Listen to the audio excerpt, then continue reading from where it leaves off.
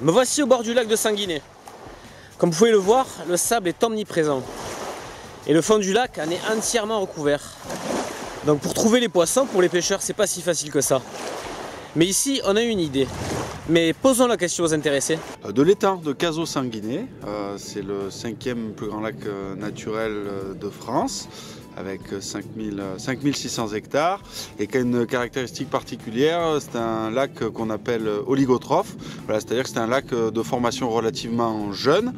Et là on s'intéresse aux récifs artificiels qui ont été là pour contrecarrer un petit peu le côté assez linéaire. En 2010, nous avons décidé donc avec la Fédération de pêche des Landes, en partenariat donc avec la commune de Sanguinet, donc qui est propriétaire des baux de pêche de Sanguinet, et avec l'aide du centre de recherche archéologique de Sanguinet, qui sert de support logistique, plus le club des scaphandriers de la Côte d'Argent, qui est son partenaire pour la mise en place de ces récifs.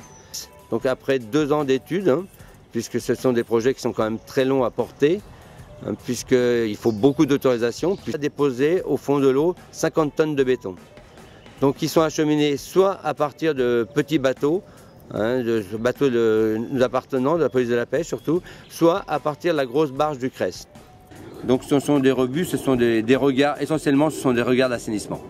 De toute taille, entre les plus petits font 20 sur 20 à peu près, jusqu'à des regards de 70 à peu près. Puisqu'on est entre 5 et 7 mètres de fond, eh bien vous avez que du sable. Donc ce sont de grandes plaines de sable. Et partant de là, eh bien, on a décidé de créer du relief. Alors au niveau des plongées donc, qui ont été effectuées par les scaphandriers de la Côte d'Argent, donc le club de plongée de Sanguinet, donc on a vu beaucoup de petits poissons blancs et des perches.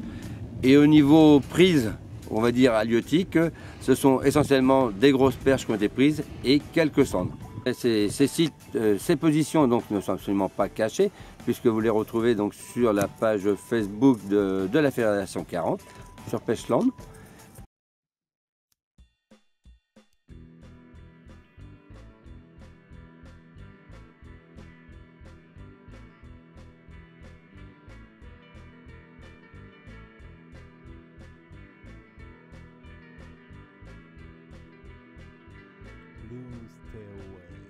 Voilà, donc tu vas plonger sur le plus gros récif que nous avons fait. Donc, Vos poissons, je dois m'attendre à quoi?